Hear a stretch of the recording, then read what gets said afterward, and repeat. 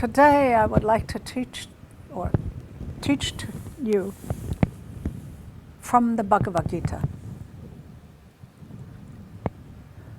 So much unrest, so many things happening right now. And all the unrest and pain that we have, according to the scripture, primarily comes from our attachments. It is the attachment to our senses. Not that we shouldn't enjoy the senses, but it is to the attachment. It's a very subtle difference. The difference is that you can enjoy what you are eating right now and then without having to say, I need to have this again. You can enjoy any experience, what you have, and without saying, I need to have it again. In other words, attachment means I want it again. And then when we're not fulfilled, this is what we're going to be talking about. Then we become very unhappy. Sense objects turn away. This is Gita chapter 2, verse 59. Sense objects turn away from him who does not enjoy them with his senses, but the taste for them will persist. In other words, having attachments doesn't necessarily mean your mind can go into it. But this relish disappears in the case of a man of stable mind when he sees the Supreme. Once we understand that we are part of the divine, then we know that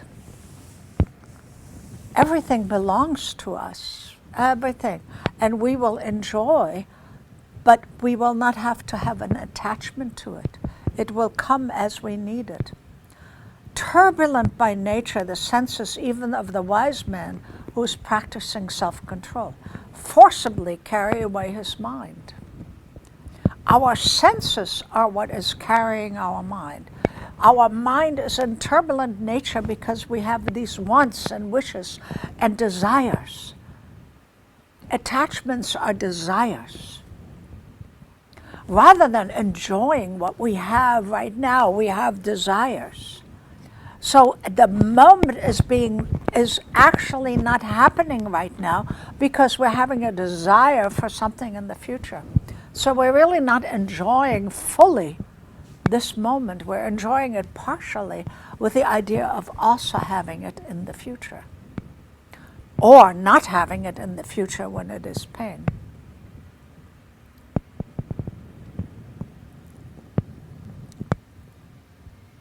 So it carries away the mind. But controlling his mind, one should sit for meditation, devoting oneself's heart and soul to me.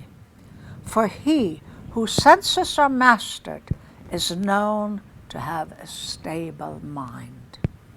When you have mastered your senses, which means there is no attachment.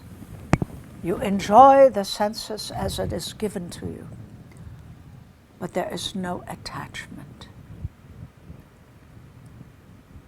You can enjoy the whole world without attachment. And you can really enjoy it because you're not seeing it as something that you have to get fulfilled. You're not seeing that this is what I need to be fulfilled. You're more relaxed. You can enjoy the senses. The man dwelling on sense objects develops attachment for them. From attachment springs desire. From unfulfilled desires springs anger. From anger arises infatuation. From infatuation confusion of memory. From confusion of memory, loss of reason. And from loss of reason, one goes to complete ruin. Are you seeing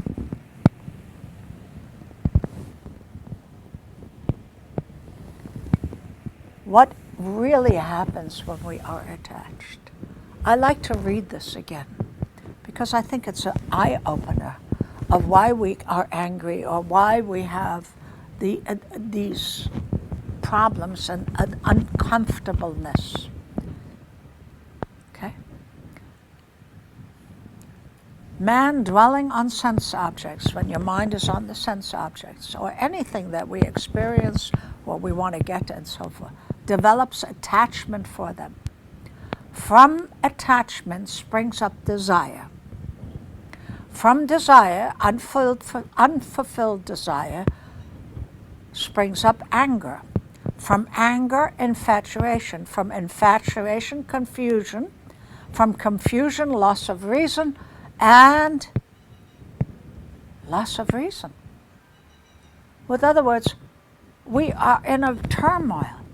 Whereas, if we are self-controlled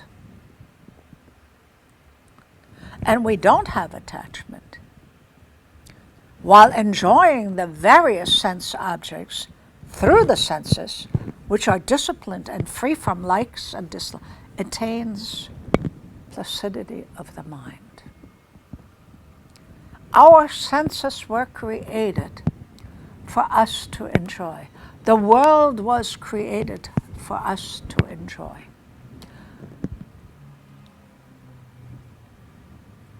We need to make sure that we are not forcing the divine to give us the things that we only want. As a matter of fact, we're actually putting blinders on ourselves when we have attachments. We're putting blinders on how we want to fulfill the need we have within ourselves. Every person has a need of love. But then we go and we say, well, I will love only if the person is this, only if the person has that. It is not unconditional. It becomes conditioned. And when love is conditioned, according to my guru, my Yogashakti, it is not love, it's a business. Unconditional love is when we are full of love and we enjoy love. Well, we can get hurt with love as well. We enjoy love, but it is not conditioned by what I demand on how it should be given to me. Unconditional enjoyment of any of my senses that I can enjoy completely without the attachment. Because once I have the attachment and I'm enjoying, let's say I'm in, which I happen to love, chocolate. Piece of chocolate cake. Now somebody gives me that chocolate cake, and instead of just, now my mind is going, okay, I like chocolate and it has to be a certain kind. It has to be a certain way. Let's see if this meets the process. And you take it in and you start thinking, rather than enjoying. And maybe it's not exactly the chocolate that you had in your mind, but you're just enjoying it. Your senses are having a pleasure. Not analyzing if that pleasure is correct or not. We focus our attention to such a degree when we are attached that it must be with certain specifications. That's what's attachment. I must have. And when we have attachment from loss, from confusion of infatuation, confusion of memory, loss of reason, and one goes to ruin. You can see in this world right now, people who are extremely attached to money. They have millions and millions and they're not willing to share it with their employees. Can they use those millions? No, it's called attachment. Because with attachment, there is a loss of reason. You cannot reason. For any reason, you cannot reason that you would be serving humanity in a better manner. The reason we are usually given abundance is so that we can share it. Not share it giving it away, but share it by providing a job so that somebody can earn it with self-respect, a proper income so that they can take care of their family. So attachment to our senses, attachment to our desires is what is making us unhappy. And how can you get out of that? How can you remove attachments? It is when your desire body comes up and you say, do I really need that to be happy? Because these attachments could have been from previous births, or they could have been instilled in us through our education, parents, society. And society wants you attached because you become very good consumers. And people are buying things hoping to get fulfillment, and they're putting it on credit cards, and they're thinking they're getting a bargain, and then they have the card interest is so high, and they're overspending because of attachments. And so the joy of life is gone. Would it not be better if it was just a small and just enjoy it freely without interest? Because anything that we are attached to and we get has interest. Might not be financial interest. It has emotional interest. It is always we have to pay back rather than just being free and enjoying. Imagine if you could, for just a moment, be free like a toddler, like a child, experimenting with everything and touching everything and to feel it and to enjoy it. Or as free and carefree as your puppy, with a tail wagging and being happy to see you. And happy to see you no matter if you have food for him or not. They're happy to see you. Let's imagine if we could be in that kind of state. It is our attachment to the objects that creates our fear. It creates our discontent. It creates so many problems. And if we could just take a moment out and say, why am I attached to this? And many times you will find that you don't really want to be attached to that, but it's just in your head. It's in your head, you really don't need it. But for some reason it's in there. It has made a groove. And the mind has gone into that groove of wanting it. And so we need to look at what our mind is doing and why we have the attachment that we have. Know this, and I always go back to that. Unconditional love does not have attachment. So when you say, I need to be attached to my children, no. You need to be more open so that you can see what the need of the child is. Not that they must behave a certain way or be a certain way that you approve of, but for them to be who they are. The same thing with love. If I only give love that is I want to give it the way I want to give it, not the way you need it. You see, unconditioned, it is without a condition. So attachment does not mean separation. Attachment means putting a condition on something, a need on something, a desire for something. And once you have the desire, unconditional love cannot be there. Because you will condition it now and you say, God, you have to answer my desire this way. But God knows best. Okay? So this is very, very important. So with the attainment of, we're talking about, while enjoying various sense objects through the senses, but are disciplined and free from attachment, attains placidity of mind. And with this attainment of placidity of mind, all sorrows come to an end.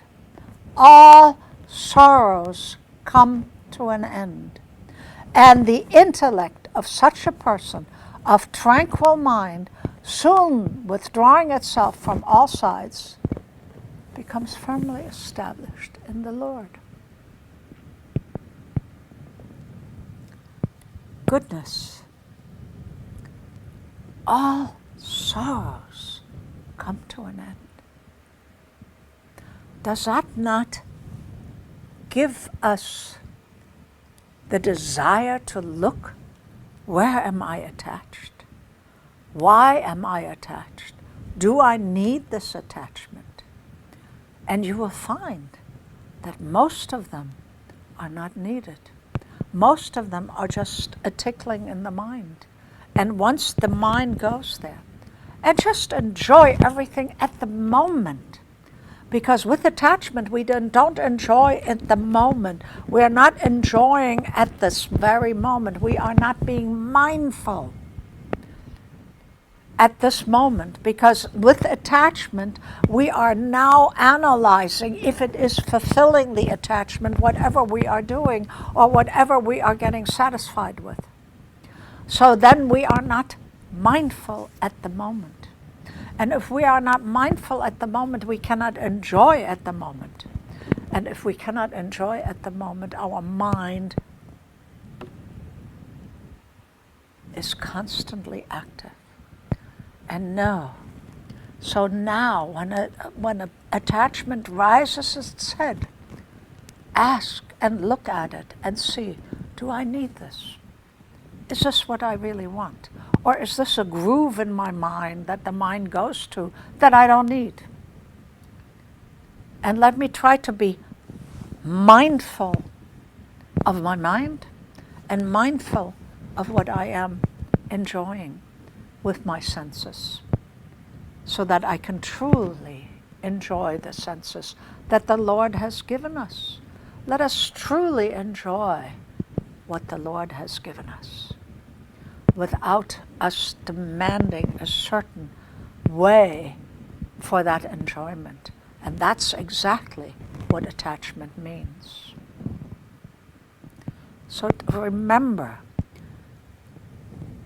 a placidity of mind, all sorrows will come to an end. And that is done through taking away attachment to certain things and just becoming like beautiful beings and radiating the flower of our existence without condition. And our heart will then begin to open. And as the heart flows, we will be able to share our beauty.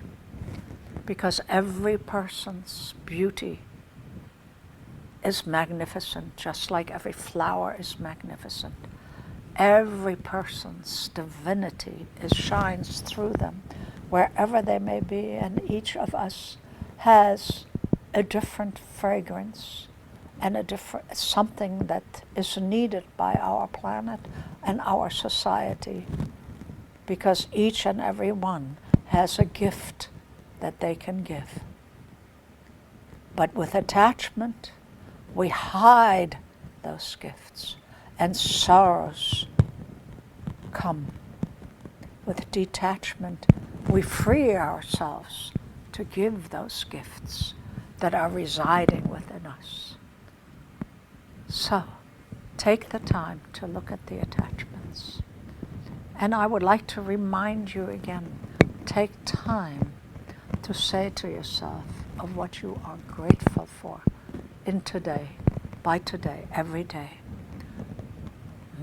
Put a list together of all the things you can be grateful, because that begins to change the grooves that we have created in our mind, where these thoughts come from and go into. We create new grooves. And remember, our mind goes out and comes back like an infinity sign, the energy, and we're nothing but energy, and it goes out and comes back and brings back what we send out. So let's send out joy, send out detachment, unconditional love, and gratitude. And with this, I will leave you today. God bless you.